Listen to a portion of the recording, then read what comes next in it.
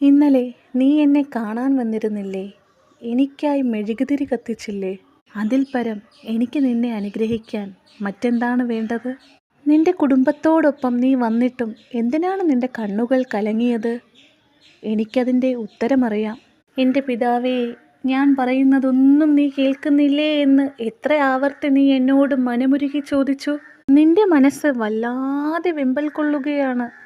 നിന്റെ ഭാവിയെ ഓർത്ത്, നിന്റെ കുഞ്ഞുങ്ങളെ ഓർത്ത്, നിന്റെ മാതാപിതാക്കളെ ഓർത്ത്. കുടുംബജീവിതത്തിൽ നീ ഏറെ പ്രയാസപ്പെടുന്നുണ്ടെന്ന് എനിക്ക് മനസ്സിലായി കുഞ്ഞേ. ഇന്നലെ നീ എത്രമാത്രം ആത്മാർത്ഥമായി സ്നേഹിച്ചിട്ടും നിന്റെ സ്നേഹം അവരാരും തിരിച്ചറിയുന്നില്ലല്ലേ?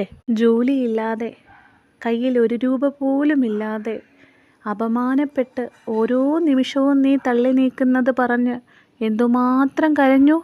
ഇനി നീ ഒരിക്കലും കരയരുത്. നിന്നോടൊപ്പം എപ്പോഴും ഞാനില്ലേ. എനിക്ക് നിന്റെ മുന്നിൽ ഈ വാക്കുകളിലൂടെ വരാൻ സാധിക്കൂ. ഇനി നീ ഒരിക്കലും വിഷമിക്കരുത്. ഒരു നിമിഷം നീയൊന്ന് ആലോചിച്ച് നോക്ക്. മറ്റുള്ളവരെക്കാളും എന്തെങ്കിലും ഒരു പ്രത്യേകത നിനക്കില്ലേ? നീ ഒന്നിനോടും തോൽക്കില്ല. നിനക്ക് മുന്നോട്ട് പോകാനുള്ള എല്ലാ ശക്തികളും ഞാൻ തന്നിട്ടുണ്ട്. നീ എവിടെയോ ഉപേക്ഷിച്ച നിന്റെ പുസ്തകങ്ങൾ നീ തിരിച്ചെടുക്കുക. അതിലുണ്ട് എല്ലാത്തിനും പരിഹാരം. നീ ആ പുസ്തകങ്ങളെ നെഞ്ചോട് ചേർത്ത് പിടിക്കുക. ആ പുസ്തകങ്ങളിൽ ഞാനുണ്ട്. ഒരു നിമിഷം കണ്ണടച്ചു നിന്ന് നീ എന്നെ ആലോചിക്കൂ. ഞാൻ നിന്റെ കൈ പിടിച്ച് മുന്നോട്ട് കൊണ്ടുപോകാനുള്ളപ്പോൾ നീ ആരെയാണ് ഭയപ്പെടേണ്ടത്? നീ ഇന്നലെ നെഞ്ചുരുകി കരഞ്ഞു.